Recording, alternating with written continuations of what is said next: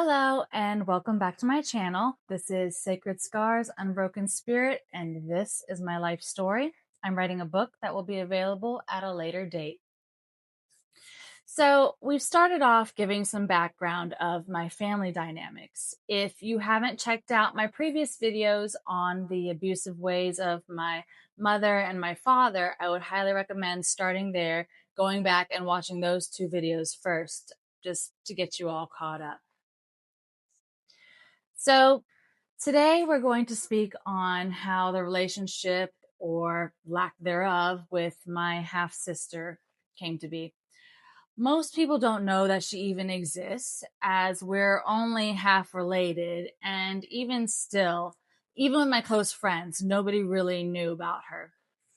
I've never made it a point to speak much on her growing up. And even when we did get along, she just was never as much of a part of my current family. She spent a lot more time with her mom, and she very rarely visited our dad here. She was just a stepsister coming from a previous marriage that my dad was in before they divorced and he married my mom. There is an 8-year age gap between us, and she is the eldest. Now, I feel it's important to first mention before we get started that this half sister of mine and I have absolutely no relationship, no ties. We do not get along, nor have we even spoken in well over 15 years. Anywho, there was a point in time, many years ago, where we did get along, or at least I was under the impression that we were getting along. On my end, I did truly believe it was genuine, especially while I was younger, probably about 9 or 10 years old. I would say we actually did act like sisters and the bond was real, if only short lived. It's hard to say how much of that was genuine and how much of it was just her faking it right in front of my face, or when it even started, because she puts on the same act and plays it cool so well to hide her true intentions. So neither of us have spoken one word to each other, like I said, in over 15 years. No online messaging, nothing of that sort, absolutely no contact. At least I can say on my end, I've kept it genuinely just out of sight, out of mind. I can't speak on her end. I mean, it's not like she would even admit it anyways if she was spying on me, but we'll delve more into that deeper later on in the story. I'll even take it a step further and express that I have always said for many years that she's dead to me. And I mean that. I have not claimed her as a relative in any way, shape, or form since we stopped speaking. So, as far as I'm concerned, I only have one sibling, a brother, and there is nobody else. We used to get along when I was a child. She used to babysit me when I was about 5 years old up until about 9. We continued to have a good relationship up until my early teens. I looked up to her and I wanted to be just like her. I thought she was cool. I thought she dressed cute. I thought she dated good looking men. I mean, I even went as far as starting to copy her style, the way she talked, using similar slang, things like that. I was probably about 13 years old at the time this kind of started. My sister at this point was in her early 20s and starting to break into the modeling industry. She had the look, thin build, beautiful smile. My dad has very strong genes that we both inherited. She had a great portfolio, or at least from what I could tell, as I've only seen a few pictures. She never actually got signed, but had she actually pursued it all the way, she might have made it. Who knows? I wanted to be just like her, and eventually I decided to pursue modeling as well. Went to a modeling school, got pictures taken, hoping to make it one day and have comp cards to give out, get discovered. I wanted to have a nice portfolio with beautiful pictures, just like her. But as time went on, all this had changed as our relationship began to sour during my teen years. Before getting into modeling, my sister had always been involved with a bad crowd, eventually leading her to join a gang, get involved with heavy drug use. This was a side of her I never knew about up until my dad brought it up later on. This was one of many reasons there was constant fighting between my parents, arguing about how bad she was. My mother always made it very clear she despised my sister. I didn't understand at the time. I was so young and just so unaware of the bad blood between her and my mom prior. But as my later teen years came on, my sister's ugly side, her true colors would eventually surface, and then it became clear. I saw for myself and experienced personally why my mom couldn't stand her. So, due to my sister's past bad choices made and the bad friends she hung around, criminal gang activities she got involved with, this led to my dad cutting her off. Though I truly believe it was actually more of a mutual decision for her to go no contact, run off to live with her friends or boyfriend at the time, whatever, something like that. This was the start of our relationship going from a loving sisterhood or friendship to her just completely resenting me. She was very jealous that I still had the financial support of our father when she did not. He was supporting my college tuition, paying for my car while I was going to school, etc., etc. But moreover, her jealousy eventually began to run much deeper than the surface level resentment of our father raising me and not her. It became personal very quickly. She just couldn't stand that I was being rewarded. Now, I have always acknowledged my privilege of coming from a family well enough off to bless me with my own car at 16 and put me in sports, pay off my college through the prepaid program. I never took any of these things for granted because I was always taught the value of a dollar, and I've always maintained a humble spirit with regard to these privileges afforded to me. However, I would also argue that these are fairly normal things afforded to lots of kids by their parents. Nothing too crazy spoiled about it. Fairly normal stuff these days. But that was not how she saw it. She was very resentful because she felt these things were just handed to me.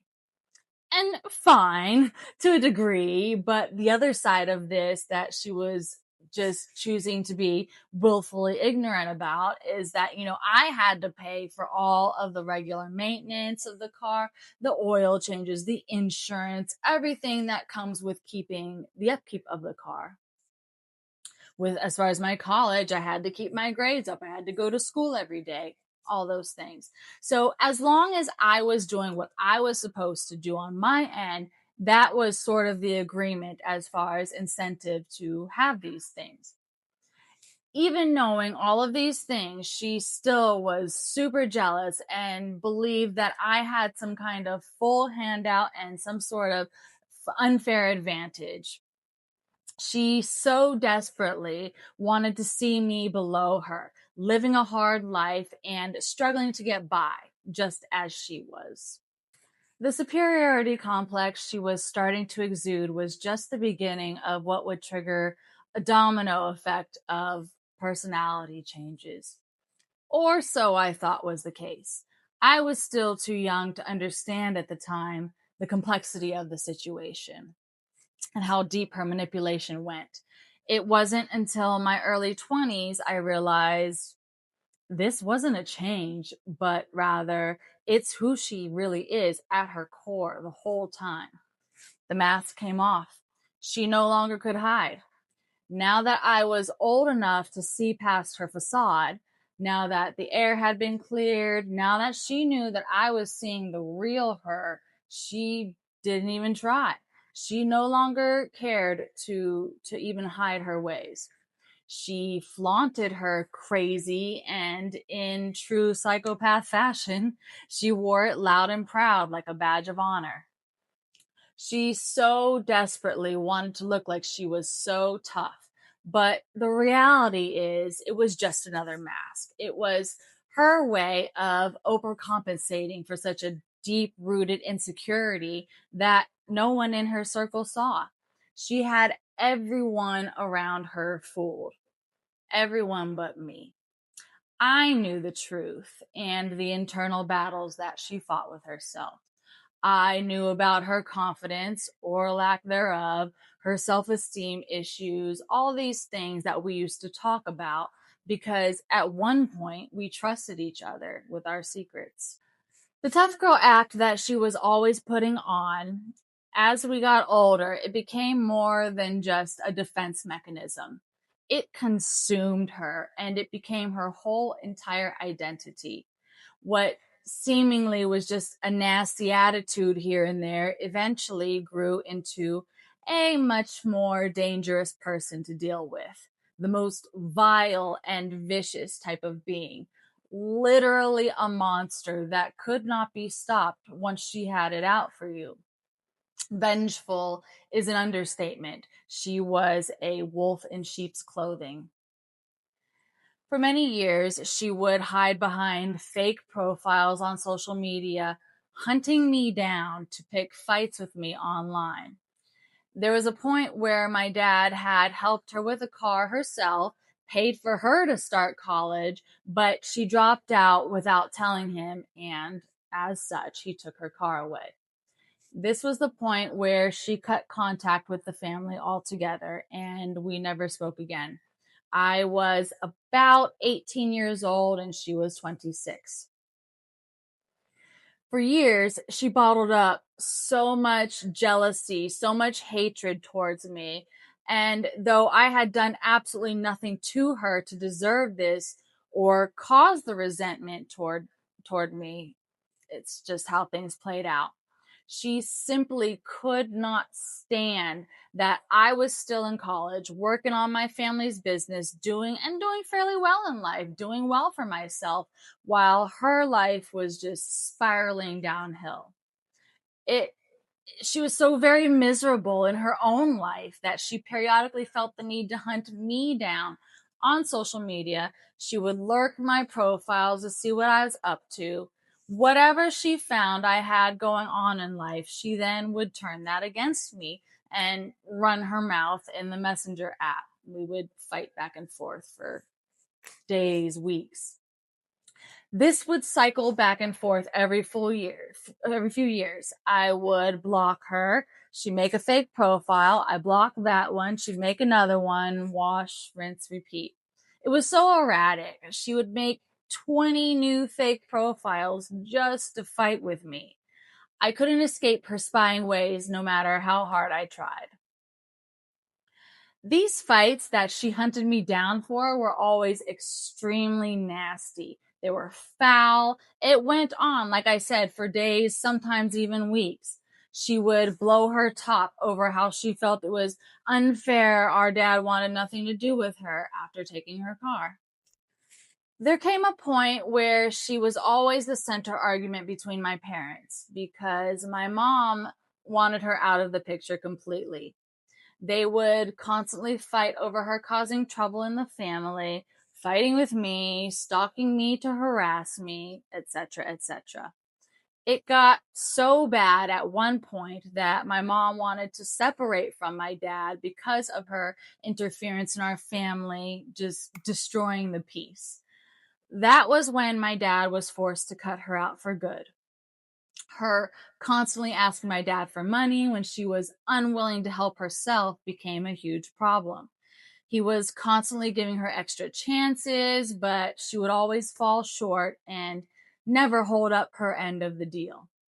And it's incredibly ironic and hypocritical.